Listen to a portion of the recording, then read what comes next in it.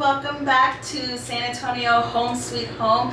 I'm Christina Zachary with the Zachary team, and we are here for another wonderful episode, and I'm super excited to be filming this today. We are with Brooke, and she is the Prevention Education Manager with Ransomed Life. Now, Ransomed Life is a local, I don't want to get this wrong, Ransomed Life is a local faith-based nonprofit organization aiming to see communities free from child sexual exploitation. Now, our usual guests consist of businesses, but this is going to be our first guest with an organization, and we are super excited to meet Brooke today. So hi, Brooke. Thank you for being here. Thank you for making the drive. Anytime we're talking to guests, we're like, why are we always like super far from them? I just think we need to be more centralized. But we're super excited for you to be here today. Now, you can talk to the camera for a moment, kind of introduce yourself and kind of talk about Ransomed Life for a brief moment. Yeah, definitely. Well, hello, everyone. Like was mentioned, my name is Brooke, and I oversee the prevention education for Ransomed Life. At Ransomed Life, we do two main things. We aim to see communities completely free from child sexual exploitation, or otherwise known as child sex trafficking, through prevention education, which is what kind of my cup of tea. And then we also have client services for survivors, those that might be at risk of exploitation, and their families. So from 11 to 24 are the primary group of people that we serve. And we are local to San Antonio. A lot of times we get asked if we have chapters other places or in other cities. We were founded here. We are only in San Antonio, and I'm super glad to be here. I am so excited. So there's so much to talk about. But first things first, let's kind of talk about you. You're a San Antonio native, correct? I am. I lived here, moved away for a few years, and then came back. So. Where did you move to? Oh, loaded question. I moved away for college. I lived overseas for a little bit. Fun. And then I moved back to San Antonio in 2019. Okay. So how long were you gone? 6 years. Okay. Did a lot change from leaving San Antonio to coming back in those 6 years? Yes. However, since I lived here and grew up here, all the shortcuts that I know are still there.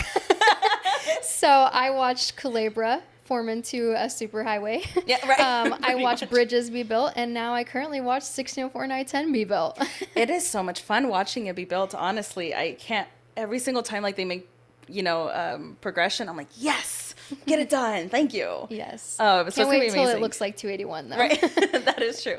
So how did you get into Ransomed Life, or how did you get into such a nonprofit organization? Not a lot of people, I think, hear about this, or we kind of know about it. I'm guilty of it. We know things like this exist, but we don't know names or anything like that. Kind of tell us how you got into Ransomed Life, like that journey. Yeah, definitely. Trafficking is a buzzword, right? Everyone wants to know about it, but there's a lot of misconceptions, which we might cover later. For me specifically, when I lived overseas, I was exposed to this. I lived across from a hotel that had prostitution 24/7 in Indonesia, and I thought that was something that just happened elsewhere until I came back to America and realized the complexities of trafficking and also the differences of how it happens abroad versus in the States. And I just really have become passionate about educating people on how this happens here. So it's kind of a crazy story about how I got to Ransomed Life, but life and paths crossing. I knew someone that works for Ransomed Life, and then 3 years ago I applied, and the rest is history. So now I'm with the prevention team. Also, by the way, I do, because I don't know why I didn't say that, but we do want to give a disclaimer that we are going to be talking about very sensitive topics. So as you've heard already in the beginning, this does have to deal with child sexual exploitation, trafficking. So if you are a victim yourself, or if this is very hard for you to hear, we want to kind of give you a warning that you may not be able to watch this if this is something that triggers you. So just a disclaimer, but we would love for you to move forward if possible, because I think it's going to be very, very educational today. And thank you, Brooke, for being here again. Yeah, I'm absolutely. so excited. I'm so happy. This is such a deep issue, and I think it's, like we said, it's triggering, or it affects so many people more than we realize. Kind of tell us, in the 3 years you've been there, what do you see has affected you the most? This is you're dealing with very sensitive cases and all that other stuff. So what do you find affects you the most, and how do you stay in it? Because I know that, I don't know if there's a big turnaround time, but usually with things like that, it's hard emotionally, mentally. Yeah, How do you handle I all think of it? nonprofit turnover is like every 2 years. Yeah. So it's pretty quick, like you were mentioning. But for me, it's definitely two sides of the same coin. With prevention, there's so much hope when it comes to preventing this crime from ever taking place and being able to educate people and let people know what things they can do to protect their families.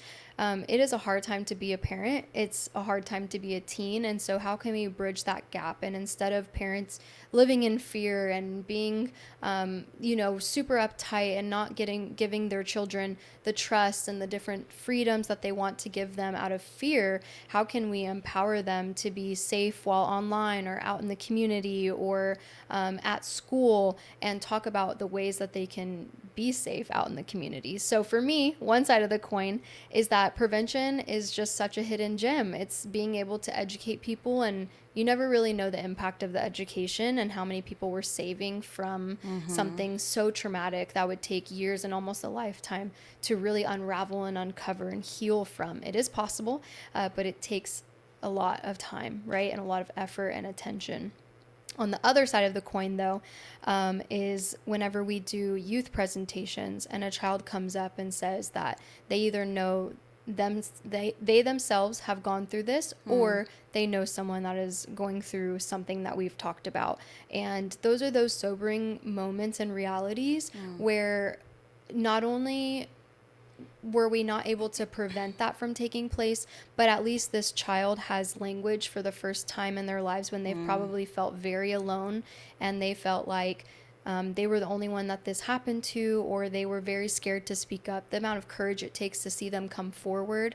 I can't take all the credit. We have a team of people going out and doing education, but we do get people that come up and outcry, or then outcry to a counselor or someone else after our presentation. And that keeps us reminded of why we do what we do, to give people the courage to step forward and know they're not alone, and also to prevent this from ever taking place, and really empowering people to be a safe community. Absolutely. So I feel like there's two, I mean, at least from my point of view, I see two major sides of prevention, which is one, the parent side and the children's side. So you have those youth prevention programs. What do y'all do? Do y'all go to schools, libraries, or how do y'all get into contact with those children? You just handed me a golden ticket. I want you to know this is like, perfect question. So our education ranges for as young as 8 years old when it comes to youth. We just this past summer launched our elementary age presentation called Mousetraps. It's adorable. And we're really laying the foundation for how to prevent this from ever taking place. So we talk about what the internet is, because they're growing up in a digital age. Yep. We're talking about how to trust their body and the signals that their body gives them. And then also being able to talk to them about how to say no and who a trusted adult is. Those key things would save them from potential abuse and from what we're talking about in middle school and high school. Then at the middle school and high school level, we're talking about, our presentation is called Lures and Lies. So the lures that pull young people into this world of trafficking, and the lies that traffickers and predators feed them in order to keep them there. And then we talk to parents and caregivers, but we also believe that we want to create a community of trusted adults and child advocates. So with the parents and caregivers, we're talking about how they would want to be that child's trusted adult, whether it's their own child, a neighbor, maybe a specific sports team, and they're that mom or dad that's super involved, right? But then also the child advocates in the school system, or in businesses and churches. We partner with a lot of local churches. And so everyone, we believe, if you're an adult, you can be a child advocate. So our training applies to you. Absolutely. Now, I do want to kind of ask a specific question, because unfortunately, you do say trusted adult. Yes. But sometimes you can tell a child, hey, go to your parents or go to someone in the household. Yeah. Sometimes that person in the household can be the abuser themselves or Absolutely. exposing their child to sexual exploitation. Yeah. So how do you, I feel like that's like a lot of maybe gray area. How do you guys handle that? Or, Yeah. you know?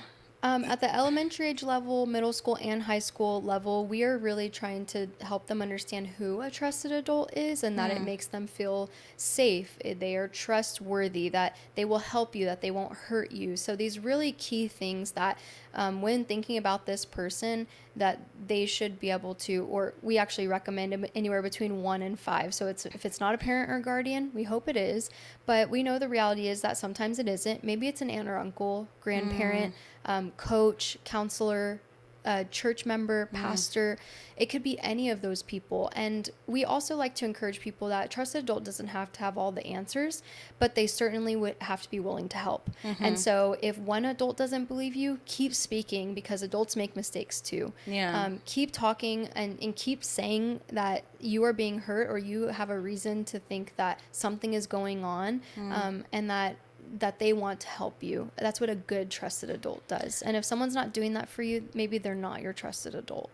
I absolutely love that. I think, growing up just in in my generation, it was always just like, go to your parents, go to your parents. But sometimes I really like how y'all don't put a label on it. Right. I really enjoy how it's just, there's different types of trusted adults. Yeah. And, if you're a parent doing that to a child, then you shouldn't be considered trusted adult. So I really like that. How do y'all try to spread awareness? Is it like person to person? Do y'all have something online? Kind of how do people find out about Ransomed Life, or how do you put yourselves out there? Yeah, so the power of word of mouth is incredible in the industry that we work in. All about what we're talking about, it's sensitive. It's hard to talk about. It's fearful, right? But word of mouth, someone that sees our presentation typically takes it into their community. So whether that's a school or a church or a business, it usually comes down to someone that has seen our education or heard about us or gone to one of our fundraisers that then takes that next step, that next action step. Now, the priority is definitely a live presentation. We know the power of being in person when we live in this digital age. A lot of people want a podcast, want a on-demand version, and those things are great, but nothing replaces an in-person interaction presentation that just hits home. And so we do have live presentations available to the San Antonio area, free at cost. We do ask for a donation. If someone is able to cover it, great. If they're not, great too. We do offer free counseling and mentoring, so that supports our survivor services. But yeah, they can go online, and I'm sure we'll talk about contact information later, but at Ransomed Life, there's a button at the top that says request a speaker, and all of those requests come straight to me. And so we field all of those requests and figure out what works best for them and how to schedule and logistics and all of that. Okay, I love it. Now, I want to talk more about the services that y'all provide. So you have identified a child who needs services. How do you approach that? What if you have a family that I'm now getting very situational, but it's just making me think. So like you have a child, but what if, some parents are like, that's not happening, blah, blah, blah. How do you still service support to that child if there's no support? Because I'm assuming with support, we'll get into that in a moment. Yeah. It's gonna be more open. But what if there's Definitely. not a lot of support that y'all have a pushback on? Yeah, definitely. We do get pushback. But with me being on the prevention side, I know general trends that happen on the client side. Typically, we want to affirm that people feel afraid, that people are reluctant to wanting to talk about this or wanting to pursue healing, or maybe they might even be in denial that this could be a possibility. Right. I think that's where the at-risk component in our mission statement and in our values it's so important, right? That they're confirmed sexually exploited or trafficked, or they might be at risk of exploitation, and their family members. So that could be, some of those at-risk qualities could be previous sexual abuse or sexual trauma, right? They've already been exposed to something like that. They're much more easier to be roped into something that looks like this, or exposed and then groomed into this. Some of those other things could be drugs or alcohol, sexual behaviors on campus, at school. Maybe they're frequently running away, or just trying new things that just seems a little bit risky in nature, all of those things that a child can qualify for our counseling, even anxiety and depression. Are they looking for affirmation online and it doesn't seem to be happening in the home? And so just because someone is receiving counseling from us does not mean that they have been exploited, but we're hopefully preventing that from ever taking place while counseling those at-risk kiddos. And then our primary counseling age is 11 to 24 for our primary clients, but then we do believe in healing the entire family. Clearly something is going on, right? And so whether that is within the family, unfortunately we do have familial trafficking cases, and those are a bit different. But whenever the trafficking is outside the home, it significantly disrupts that family. Whoever family is, we counsel anybody and extend that counseling to anybody that is in that immediate family. So it could be grandparent, boyfriend, siblings, all of those people would then qualify for secondary counseling, which is outside of that 11 to 24 age range. Okay. And so what kind of services do y'all provide? How often do you see the families? How often are you in contact with them? Kind of what's the base of the program? How do you get through the program successfully? Right. Success is a hard word to define in our field, right? So one person would initially get referred to us, and then if they're between 11 to 24, they would qualify for trauma-informed counseling. We have 3 counselors on staff, so 2 licensed professional counselors and 1 licensed marriage and family therapist, LMFT associate. And so they would be able to qualify for our counseling.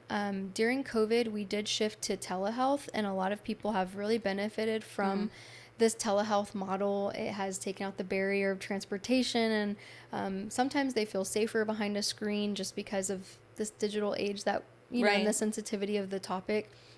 And so we've seen a lot of great success with the telehealth model.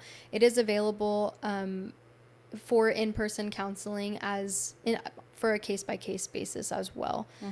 And then we, once a child or a primary survivor is therapeutically ready, they can actually qualify for one-on-one mentoring. So within our mentoring program, we do have a female mentor program, and then we just, as of this year, launched a male mentor program. I love that. Which is, that's a whole nother topic of how that's challenging, and it has different challenges that arise, but we are glad to be successfully launched, and now we have both male and female mentoring.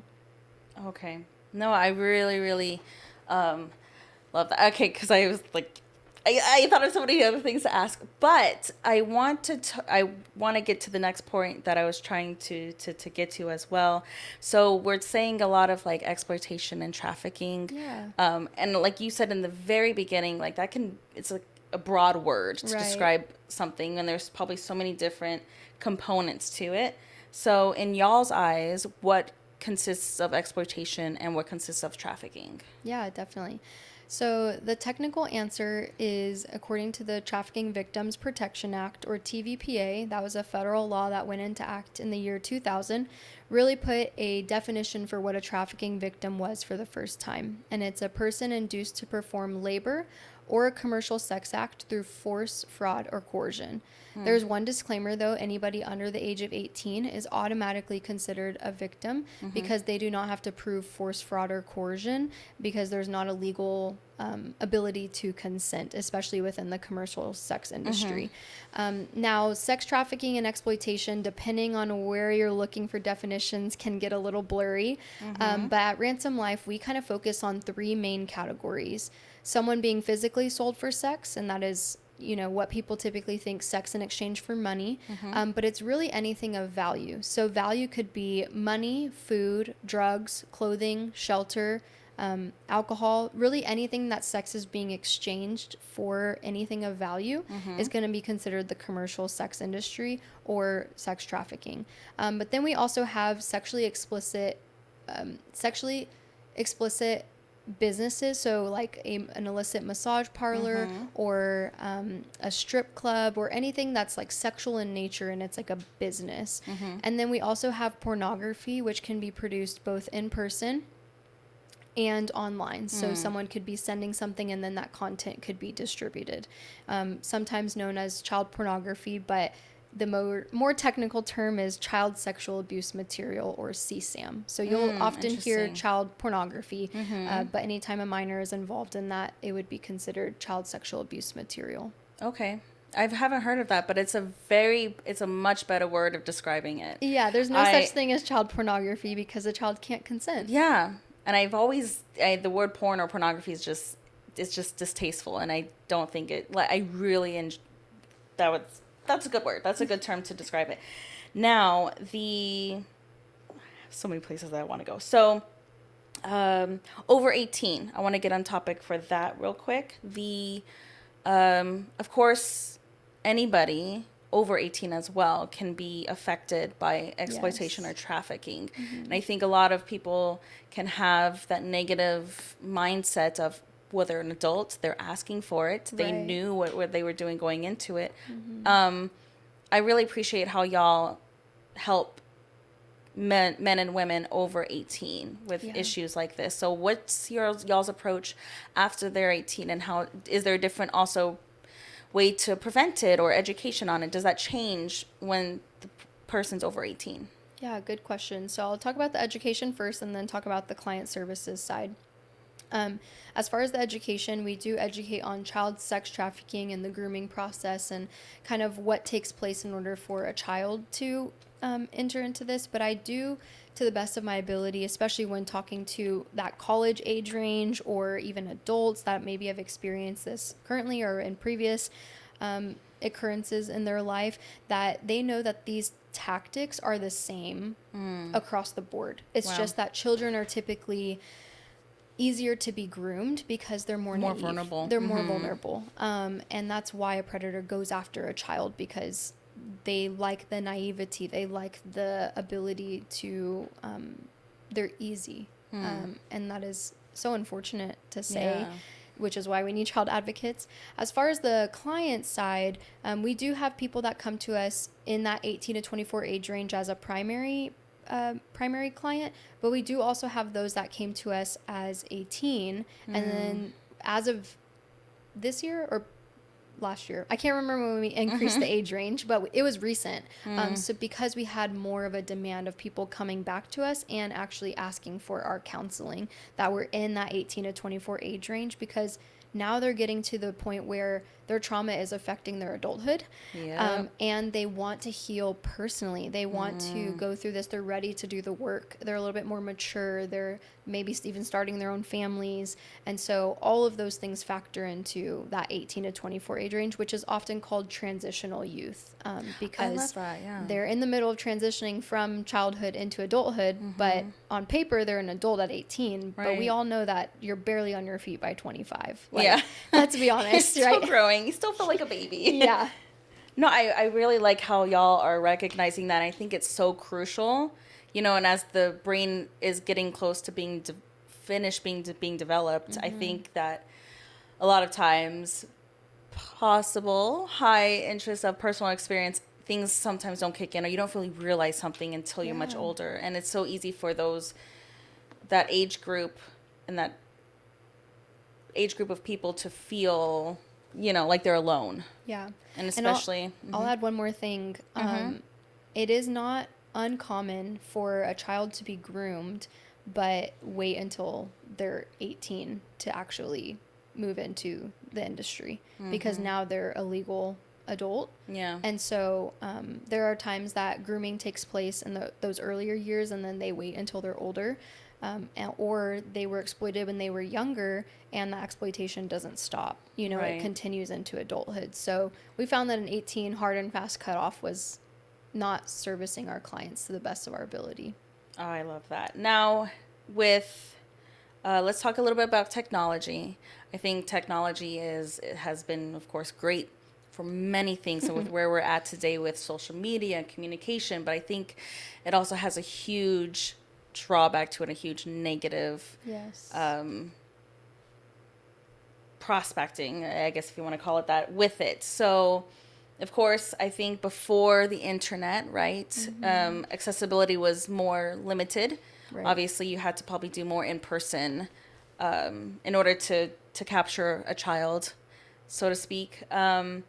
So with the introduction of technology, it's way more easy to lure someone emotionally and mentally versus just physically. So talk to us a little bit about that, about how y'all are combating technology and teaching kids about the safety that you have to have online. Because us parents or trusted adults, there's only so much that we can do. But we also don't want to be so limited sometimes. You know, they deserve to grow and to experience the world, but we can't close them off to absolutely everything. And with so many different apps and loopholes and different ways for them to just get in, how do y'all educate on technology to the kids that are just knee deep in it? And I'll give a thing too.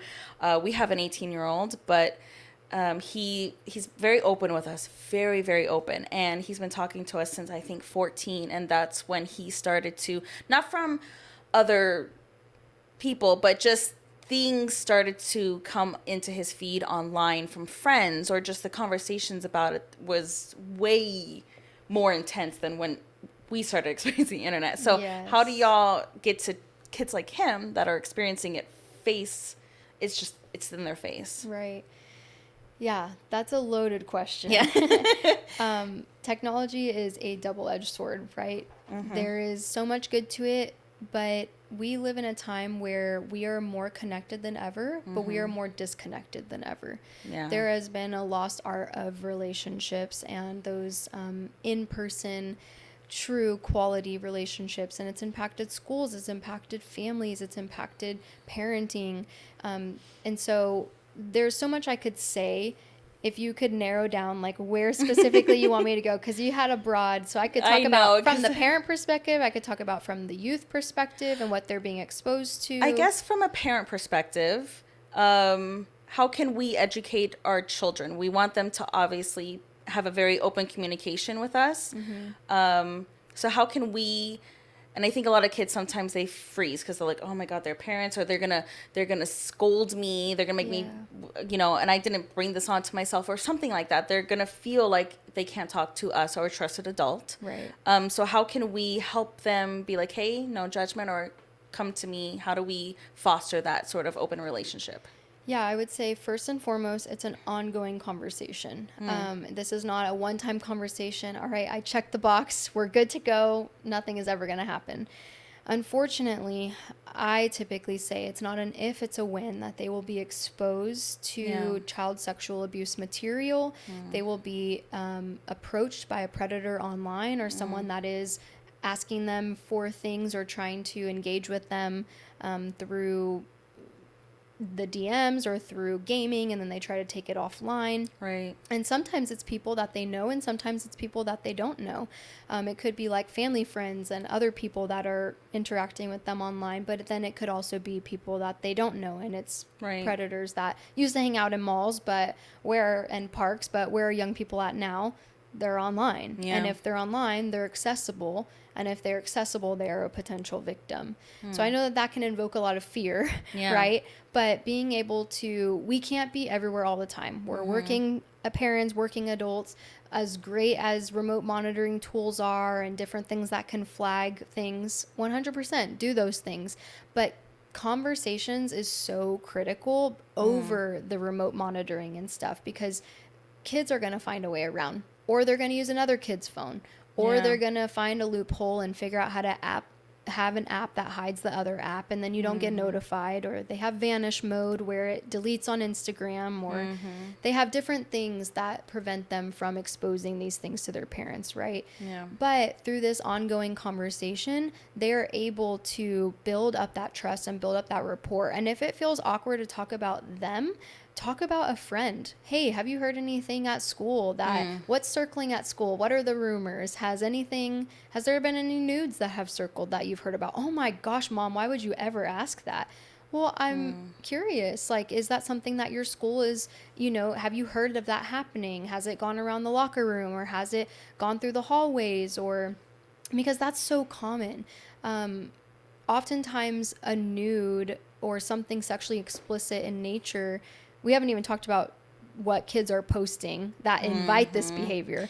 Yeah. But, you know, let's just say it's two people, they exchange a nude image, the nude image gets leaked. That's a great conversation starter. And rather than, hey, don't ever send a nude image online, it could be like, hey, why might it not be a good reason to send a nude image to someone, and give them the opportunity to speak. What we want is to put autonomy in their hands. We actually want them to mature and understand the severity of what we're talking about and protecting them and their friends. So if you use another example of, you know, talking about this through the lens of friends or what they're hearing, or hey, just click on their discovery page on Instagram and just go through it together. They might be embarrassed, but you might be like, hey, I just want to see what, you know, you're being exposed to, and then you can just talk about it. Hey, what is this meme, or what is this prank, or wait, now I see a girl kind of dancing provocatively. Is there a reason that that's popping up on your feed? Has that popped up before?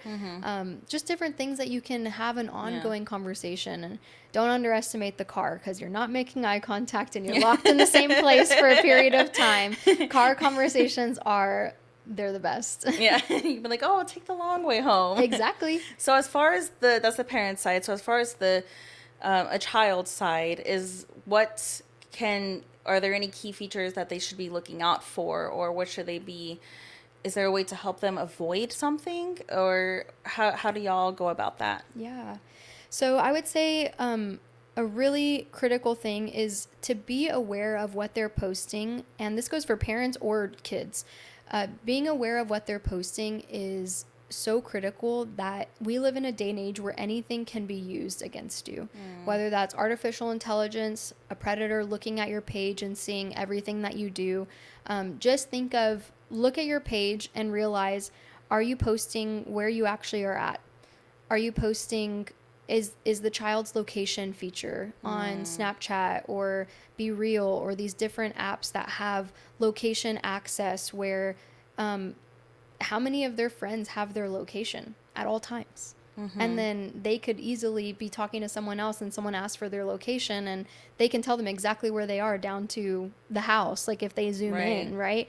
So these different things, like when are they at a football game without their parents and they're hanging out with friends, or when are they at home sick and parents are working and they're gaming for 8 hours because they're sick at home. So all of these things are things that think through. It's hard to say, but like really look through the eyes of a predator. And could these things be used against them? Do they have their full name in their bio? Is their information public instead of private? Do they have where they're going to school, or do they have where they're going to trade school or college, or something that would then be a next key indicator, right? Do they have their age or their birthday? I've even seen phone numbers in bios. All of those things are things that can be approached by knowing them, or conversation points, or just even things that could be used against them. Absolutely. Hold on, I'm just writing I don't want to forget that question. While you were kind of describing that, there's this horror movie, and it's based off a true story, but it's, I don't know if you've seen it, but Megan's Missing, or I think it's something like that. It's very impactful, and it has to do with these two best friends. They're hanging out online, and they slowly have someone stalking them over the internet. They don't know it, but he's lurking behind, and then the next thing you know, he's kind of like, oh, I know where they are, and then he ends up kidnapping them and doing horrible things to them, but it's based off of a true story just because of everything he was seeing online. And he just got the courage to slowly start monitoring them and seeing where their parents were, and they weren't around as much, and he just saw it as an easy opportunity to get them and do whatever he did to them. So it's crazy how easy it can be for these people to do that.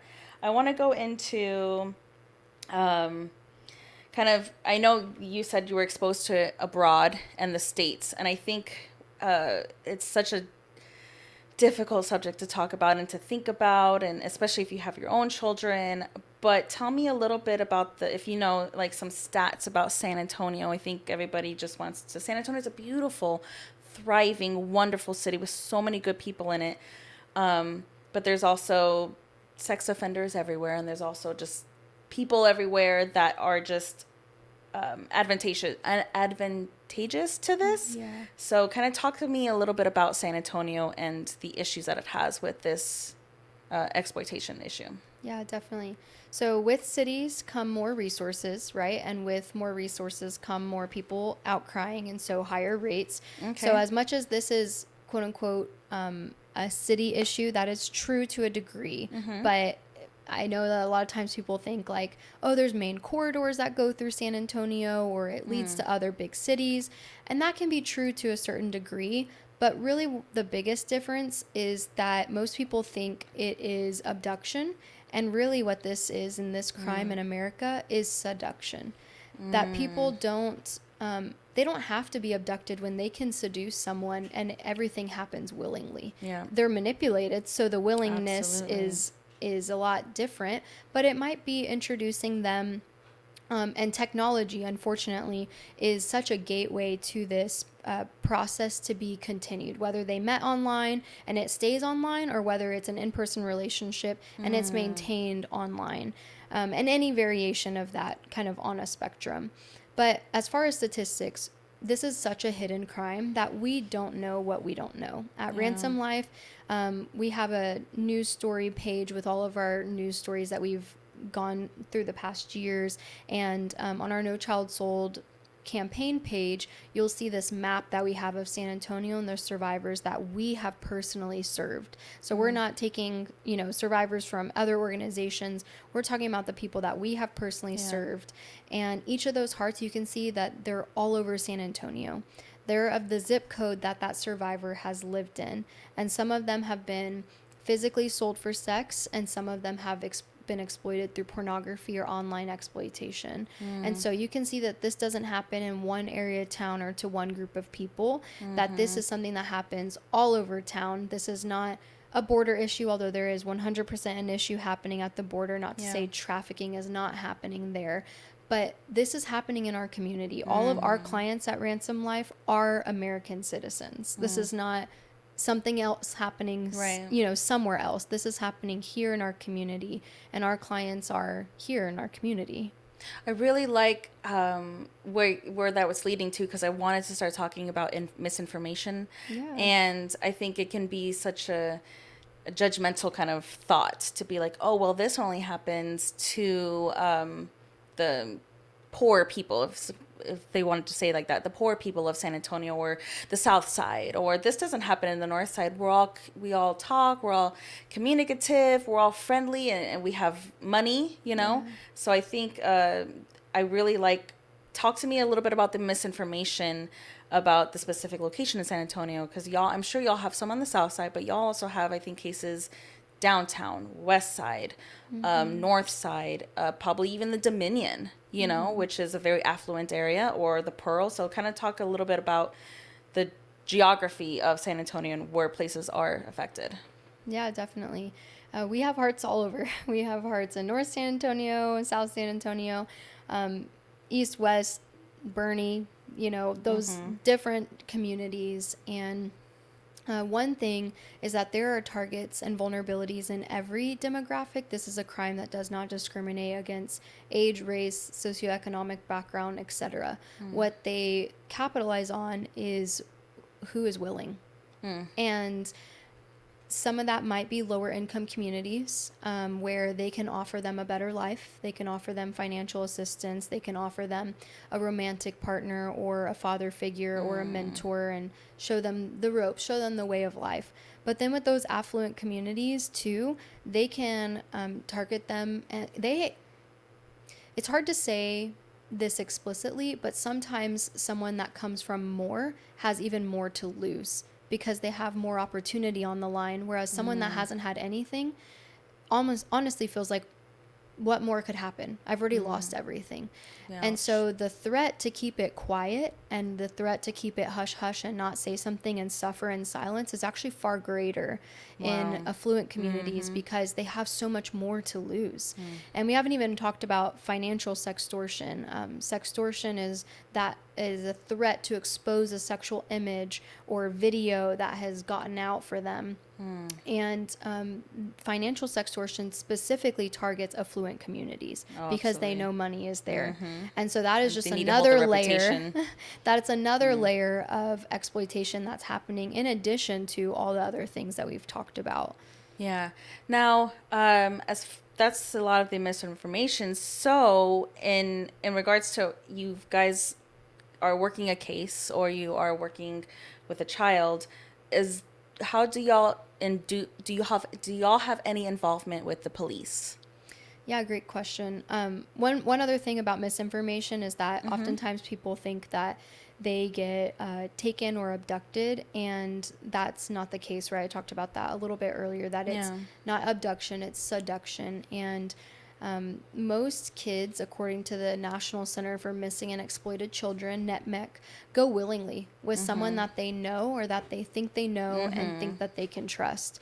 And so whether that person is someone they met online or someone that they know in real life, whatever they say is good enough for them to leave. An example is there was 2 years ago, I believe it was 2 years ago, there was a young girl that was at the Dallas Mavericks stadium, and she was there with her dad, and the headlines was that she got taken and she got abducted.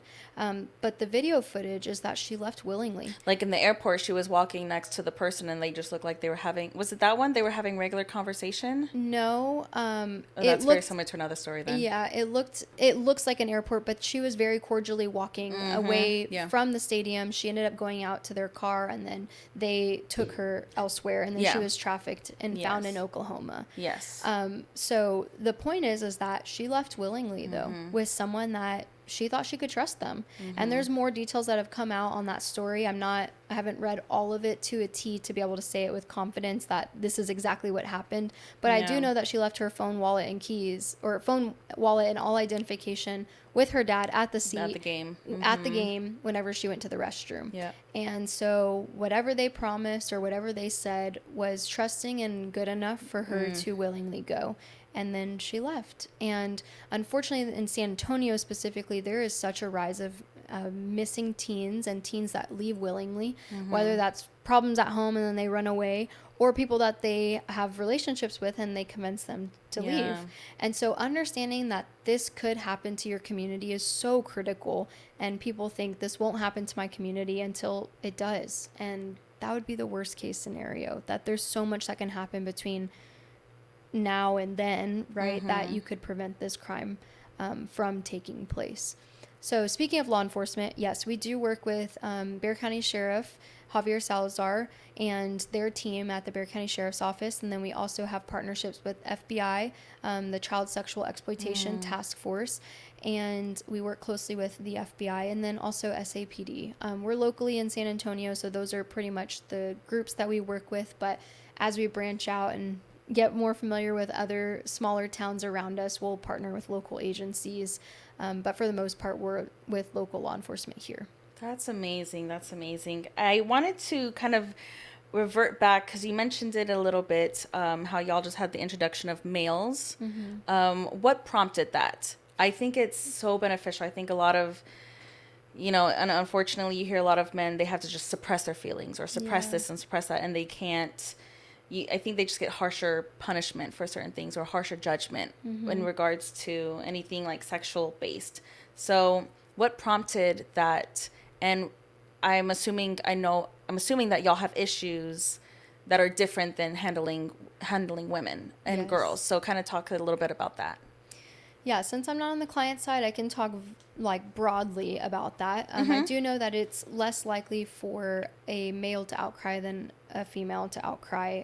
Just traditionally across the board, women are more willing to speak up, and men, for that reason, suppress their feelings or there's a little bit more pride on the line of this has happened to me, or maybe they don't even have the language to put to it of that they know something has happened to them. But yes, with boys, there is a whole different set of in an arena of responses that come from men. I know that there's definitely a lot more anger involved towards the perpetrators. But then even then, the relationship of having a male mentor when they possibly have been perpetrated by a male can be very difficult to rebuild that relationship and to trust someone. That's and right. To be in a one-on-one setting. So part of the therapeutic goals is to be able to assess, are they healthy enough to be in a one-on-one relationship alone with that mentor? Of course, with the mentor background checked and all that stuff. But are they therapeutically in a place where they are safe enough to be around that mentor, to walk alongside them in that healing without having that burst of anger, or without having those maybe a little bit more aggressive like responses, opposed to, not to say that can't happen with girls, because 100% there's definitely anger still involved there, but we're learning about how to. It took us years to launch this, and eventually we just said, you know what, we're just going to do it. Pull the trigger. And we're just going to pilot it and see what happens. And so. Well, that's amazing. Y'all did not get stuck in like paralysis analysis. And I think it's definitely much needed. And I think it's going to have a great impact, that whole inclusivity. I really, really love that. Now, you can't really go into personal details or any specific stories, but I think one of the greatest things is like facts tell, but stories kind of sell. So that really is going to get a lot of community involvement and all of that. So what are good personal testimonials that you can provide for us? Yeah. You mean of our clients on the prevention side, or like, like success stories, or just kind of those, it's, you see a positive change to individuals. Yeah. Well, on the client side, right, success means very different things. For someone that has gone through this much trauma, it might even be going to school every single day, and being able to be present at school. It could be passing a really big test, or getting their driver's license when they've been fearful of driving. It could be that they complete their GED because they couldn't handle going to school every single day around people that were part of the problem. And graduating was a really big deal. And this is where our counselors are doing the therapeutic work, but our mentors are really doing the longevity, the walking alongside them to see them holistically accomplish what they want to accomplish. We have clients that are interested in art, want to be musicians, and want to be cooks, and want to go to trade school, and want to go to college, but this daunting feeling of, I don't think I can do that. And they need someone where a lot of people have burned them, or a lot of people have wounded them along the way. Or some of them, we didn't even talk about this, have come through the juvenile system, and their traffickers have caused them to have things that have gone on their record that have put them, put barriers in their way. And they got caught up with the law, and then come to find out they were, their trafficker, or whoever was exploiting them was convincing them to do these things as well. And so that's like a whole nother topic, right? But being able to walk alongside them in that process as well, and just really figure out what things that they need in order to succeed when so much has been stolen and taken away from them. But it's not just like once they come to us, it's, within 6 months we see a drastic turnaround, or within 2 years we see a drastic, change. That every child is, and every young adult is so different in what they need and what success looks like for them. And so, it's a day-to-day journey. It's like the little things, the small wins. So I know y'all go up to 24. Do y'all provide services, not like directly, but can if they're not fully ready to, I guess the word I can only think of is graduate. At 24. Yeah, at 24, when they move on to 25 and all that, but they still need help. Do y'all help with anything and getting them connected to another service that can help them? Nope, we drop them right at 24. I'm just kidding. No. I was like, okay. No, we would never. So people that come to us outside of our age range, we definitely have other referral sources that we would hopefully give them a warm handoff, so that much like real estate or different industries, right? You want to be able to give that person-to-person handoff. But whenever they are 24, depending on their needs and their assessment, we have different agencies that we can refer them to further that healing and further that help as well. Okay, and also I have another question. It just literally hit my mind because I remember you mentioning it, something like that when we were, before the podcast started, and you mentioned sometimes you're not just dealing with, like one pimp, if that's the word we want to use, or like a bigger current sort of organized sort of crime. Do you y'all finding that with your the people that you're helping, is it more just center based, like it's just one person you have to deal with, or is it kind of like, oh, this person's connected to this and they're connected to this and that, and you find it's a bigger scheme than maybe like if it's one supposed a trusted adult? Like, what are you seeing in San Antonio that's the biggest? Am I making sense with my question? Yeah. I like to say D, all of the above. We have definitely the organized crime, and it's, through time and through counseling and through reporting that more is uncovered that deals with the story. Then we also have, those that have been exploited by a family member. And so that's maybe not necessarily an organized crime, but exploitation is happening within the family or by a close family friend or by a distant relative. And then we also have, a bunch of different scenarios. It's not really a one size fits all. But what I can say is that for abuse and exploitation and trafficking and sextortion, oftentimes people think they're so alone and that they are the only person that this has happened to. And if a predator, if they think that they are the only victim, not to say that they are wrong, but they likely have other victims, or if they don't yet, they will. And so typically whenever people think this is only happening to me, I don't want to say something, I don't want to experience the aftermath, empathize, right? And be like, I totally understand that. However, you're likely leading to help of other people the more that you share. And so as much courage as it takes to speak up, the more that we move from, we know this is happening. We've talked about the awareness, right? We need education. We need, as people come forward and as people say what has happened to them, stories, tell people what we need, what we're all learning from each other, and we're all learning about what is coming to light.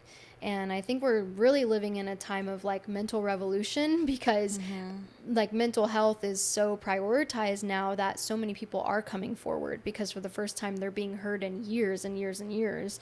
And so, being able to understand that you're not the only person that this has happened to, and likely they have many more victims, is really important to normalize.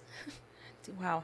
And another question I thought of was, I feel like I know any child is at risk, right? Especially with technology these days. Yes. But I think maybe in certain other circumstances, like, if I'm wrong, let me know. But maybe they're in a more vulnerable state than the average child, like I guess in orphanages or maybe foster families sometimes, because sometimes they can get overwhelmed because they have an exuberant amount of kids that they they're overwhelmed with how many foster children they have. Right. So are y'all able to get in connection with those types of places in order to advocate for them as well? Yeah, absolutely. One of our goals this year, I should say one of my goals this year, has been getting in front of more youth that might be at risk. So that could be maybe Title I schools or lower income communities, or maybe it's single family homes and working mom, and she's doing the best that she can. But at the end of the day, older sibling is taking care of younger siblings. Right. And older sibling is starting to grow up and starting to work. And so now younger siblings might be at home by themselves, younger than maybe the recommended age, or it could also be alternative schools, those that might already have been arrested right. for drugs or sexual behaviors or vaping or whatever that might be, right? And so being able to get in front of those kids is critical, right? Because yes, technology does put every child at risk. However, the group of people that we just talked about are less likely to have trusted adults, which is why schools and faith communities and agencies are so important to be trained, because they might be that child's trusted adult. That safe place might be the youth pastor or the counselor at school. And so being able to talk to them and train them as well is just so important, because of that reality that they might be targeted for those reasons of vulnerability. Absolutely. And being able to get to them before predators do. Absolutely. Man, I wish y'all were in every single school, every single church, every orphanage, everything. This Me is too. such a great program. Now, for people who like us, we're not directly connected. Yeah. And all of that, how can businesses, how can other organizations, or how can families help? Like you said, word of mouth, but is there anything else that we can look out for? Any way we can help at all towards the prevention and all of that? Yeah, definitely. And education. I would say you can't be a trusted adult until you're educated. Okay. You can definitely have good intentions, but sometimes good intentions don't always lead to results, right? Right. So we have our No Child Sold landing page that I mentioned earlier. If you just go to nochildsold.org.com.net, I have a bracelet right here. It takes you to all of our news stories and articles. Hey, watch a 3 to 5 minute clip or 2 or 3 of them and send them to someone that you love. That's the starting point of starting to see what the work that we're doing in the community and what this actually looks like. But then we also have education, and I know it takes a little bit of an extra mile to schedule a presentation, but if this has hit home with you, take that extra step. Who are the people that you are invested with and involved with, whether it's a sports team or a faith community or a business? Have a lunch and learn and come in, for an hour for lunch at your local business. I love that. We can, I always tell people, call me, and my fine print title is make it happen. So whatever we desire to make happen, we will try our best to fulfill all of those needs. But we know it's a hard topic to talk about. And so, and we have tons of resources on our Knowledge Hub as well. So on our website, if you go to the Knowledge Hub, you can see we have a documentary on there called Be the One. We have some of our education. We have different videos and clips. We talk about how pornography and the sex trafficking industry are unable to be separated, and just different things that people might be interested in learning different things. The Knowledge Hub is filled with resources. Absolutely. Okay, here we go. I was like, I forgot my question and I know I did something. Okay, so I had to underline because I wanted to do it. For adults, what are some things that we can look at for someone who is a victim of this, whether, 0 to 24? What are some warning signs that you guys find are the most common, or what should we be looking out for just in case? Yeah. Older relationships is definitely going to be a big red flag, just because we know that typically when older relationships are around younger people, you just kind of get an intuition of something's not right. Why are they engaging with each other? Even if it is romantic, you would hopefully have that question as to why are they romantically interested in someone younger. Right. But then also the exposure level, especially to sexual content or drugs and alcohol or different things that could be used as predators targeting them. And so older relationships, maybe they're being very secretive on social media or gaming or different things that they're doing. And so being a little bit more intentional about connecting with your child and giving them time. Often kids are looking for love, attention, affirmation, connection.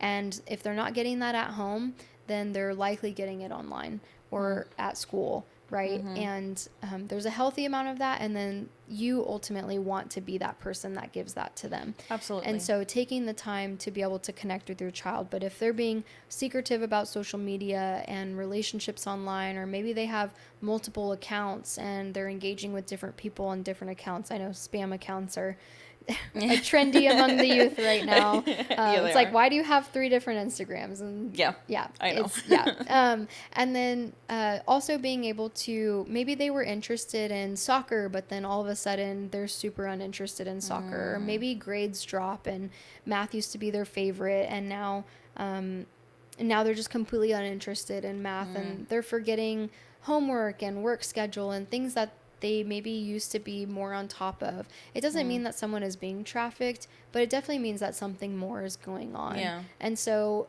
and I would also say to just trust your gut. I cannot tell you enough how many times people say intuitively, if they just opened their eyes to the person right in front of them, and they really saw their child or the person they're engaging with, how often people feel like, something's not right and I don't know what is. What it is. That intuition actually has a lot to do with how well people respond to what's going on. Nice. Okay. Love it. Love it. Now, as far as Ransomed Life goes, if you're able to, are there any programs that y'all are currently working on, or you're like, hey, in the next 5 years, we'd love to be doing this, or in the next 10 years, what is Ransomed Life looking forward to? Yeah. We're in the middle of strategic planning because we're trying to figure out, where are we going? What are we doing? We're coming up on 10 years next year. Congratulations. Yeah, it's a big deal. I've only been here for 3 years, but thankful to be part of the process. But we've really been surviving, we've been thriving, but, surviving in the sense that we have been kind of adapting and morphing to whatever the needs are. And that, although that is great, and that was 100% how Ransom Life was even birthed in the first place, which we didn't even talk about. Yeah. But that's I'll get to that in a second. Okay. But where we're going, we have the opportunity to really think about, where do we want to grow and where do we want to go in the future. And I would say in Ransom Life history, we've never really had the opportunity to stop and think about, where are the gaps in our community and what is truly needed, that we want to be the ones that are going to accomplish that. So I don't know yet. We will know in the near future.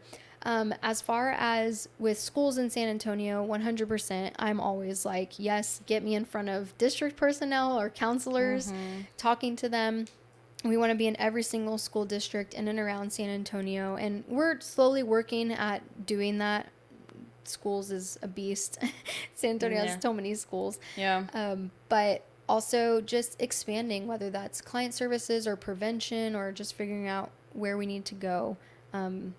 I don't know yet, but what we do know is we're doing well with the client services and well with the prevention. Okay, well, I would love to. I already have some ideas in mind for some stuff we're going to get involved in. I think y'all would be great to like do a presentation for, just to get your foot in the door. I think it would be amazing. So yeah, tell us about, let's go back to the beginning. How was Ransom Life formed, and kind of the birth story of it? Yeah. So 9 years ago, there was a 14-year-old girl that was trafficked in San Antonio, and they realized that there were no resources available to her, and so they birthed Ransom Life out of a mentor program. Wow. And a mentor started walking alongside of her, and they became a 501c3 nonprofit. But soon, as they were going through that mentoring relationship, and they realized there were definitely more clinical needs and more professional help that was needed. And so that's when we officially established our counseling program. And as education, as mentoring happened, education was naturally happening. But previously our education was just kind of like sporadic. I would say whenever I came on board, we really got strategic about our education. About 3 years ago, when we launched our No Child Sold campaign as well. And so just getting a little bit more focused on our education, how we educate communities. We educate them. We have a very strategic way in which we educate them, so that a child has trusted adults at every level of school and personal life. Perfect case scenario. But right. yeah, it doesn't always go as planned in our world. But also that the counseling program, it was previously counseling and mentoring separate, and we could get referrals from either one.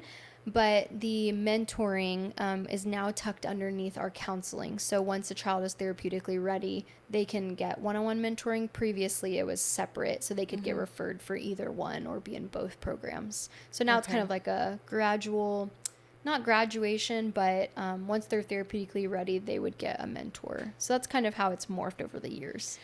Okay.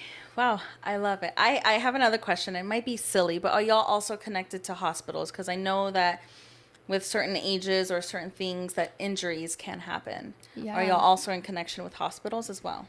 Yes. So we have 2 retired nurses that donate and volunteer all of their time to be on our, we call them staff, but they are our medical team, and they have, in the state of Texas, every 2 years, you must get relicensed for human trafficking in order to get, sorry, I said that wrong.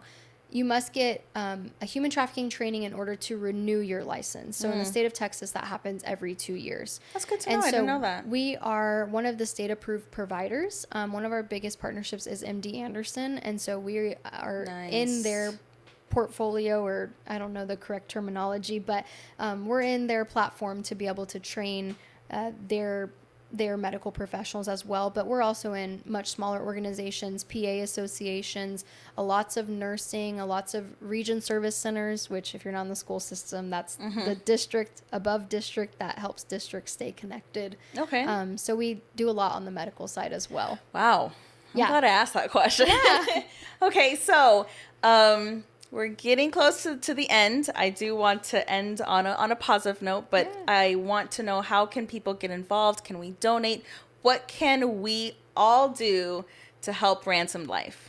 Yes, of course you can donate. We offer, I mentioned this earlier, but we do offer it's not free, it's at no cost to the client, counseling and mentoring services. But obviously, nonprofits are also businesses that are running and have to pay for bills and staff and everything. And so all of our donations and people that have become friends of Ransomed Life, as we call, that does go directly to our client services, as well as our education, being able to get in front of more youth and schools that are not able to pay, or lower income communities that can't donate. But all of those funds, collectively allow us to function. I love that. Yes. And then as far as, did you ask another part of the question, or just about donating?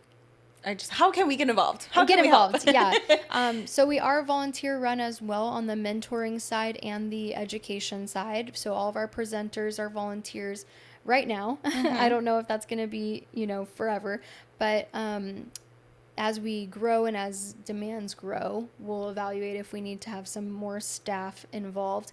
But also there's volunteer positions that people can apply for.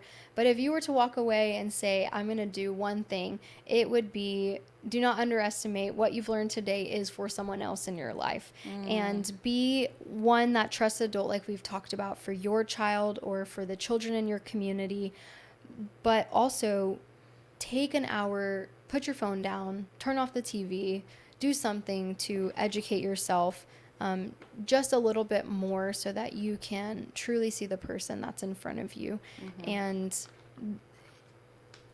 if you're not going to schedule a presentation, which I hope you do, then at least use the resources that are there that we have made easily accessible to educate yourself and share with those that you love, because prevention is truly the only way to prevent this crime from ever taking place. Absolutely. I love it. I love it. So, a little bit of a positive, not that what y'all are doing is positive, but it's, it is heavy. It's a lot. It's very heavy. It's like, you want to help you. It's very serious, like, right? It is. Yeah, you can't even throw in a joke, because then it's like, I don't think that was appropriate to laugh at that point. I know, but I'm excited because there's an effort towards change. There's something happening. Yeah. And it might not be, all over San Antonio, not every school's getting hit, but the fact that there's traction, that's exciting. Yeah. And just awareness. So we do have a tradition where the previous guest asks the next podcast guest a question, just randomly. Okay? So I want you right now to think of a question for the next podcast guest. But the question the last podcast guest had was, where are the best tacos in San Antonio? In your opinion, where are the best tacos in San Antonio? I don't think that I'm a qualified person to answer this question. I know. You were born here, Brooke. I know. But I said I could be reintroduced to San Antonio for sure. Okay. There is a coffee truck that also has a taco truck next to it. Do you know what I'm talking about? I don't remember what it's which called. Which side of town is it on? That's a great question. I told you that I would probably fail this question. I did give a preference that...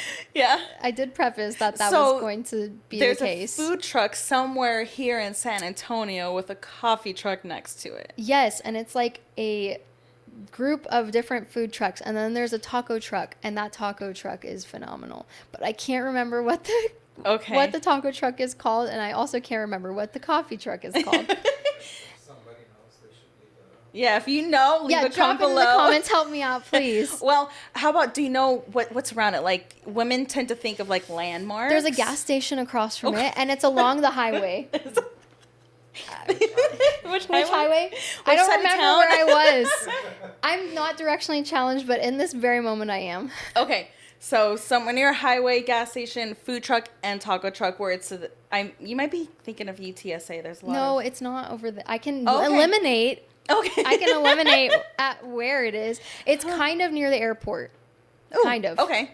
Interesting. So we've kind of narrowed it down. Okay. Well, now I'm on a hunt. I want to figure out this taco truck. I cannot remember. Okay. Well, what is your next question for the next guest? If they were an ice cream flavor, ooh, what ice cream flavor would they be that describes their personality? Oh, wow. That's a good question. Thank you. So if they were an ice cream, or if you were an ice cream flavor, what would you pick based off of your personality? Yes. I love that. Okay. Another tradition we have here at the podcast is I love art. I love doing it. It's fun. So I always give a canvas to the podcast guests that we have. Oh. And so you can kind of see, there's one there, there's one up there, there's one here. I didn't do that. That's Amazon. But I actually have it outside. Hold on. Usually I have it with me, but I always had a thing to me. Dun, dun, dun, dun, dun, dun, dun, dun, dun. So usually I do... Sorry, you can probably hear me. Usually I do crayons, like melted wax. But this one's very special to me. And y'all are, like, just the whole organization. I'm like, how can I get involved? How can I volunteer? What do I need to donate? How can I help?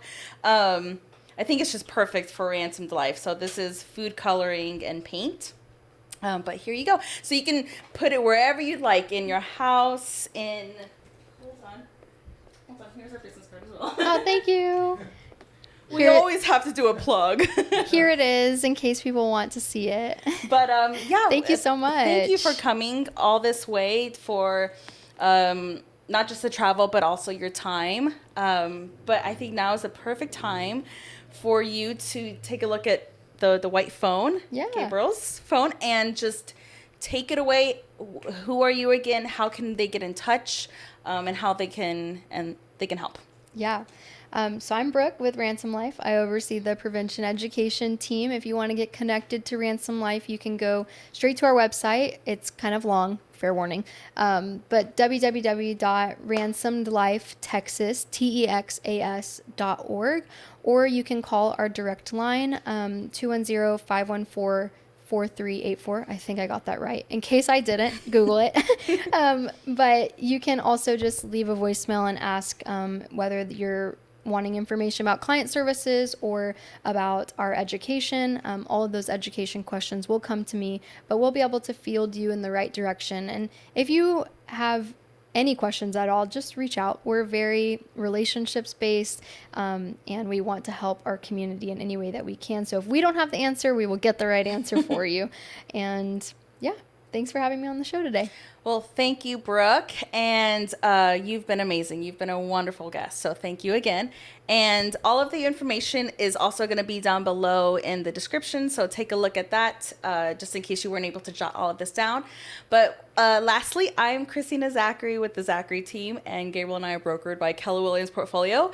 And we are real estate agents here in San Antonio. And our motto is we love to help people fall in love with San Antonio. So that's falling in love with the community and all of that. So we obviously have great organizations here in Texas. So y'all need to get in touch with us if you have any questions about buying, selling, or investing in real estate, or if you need any connection in San Antonio. Gabriel and I got you. So give us a call at 210-504-5301.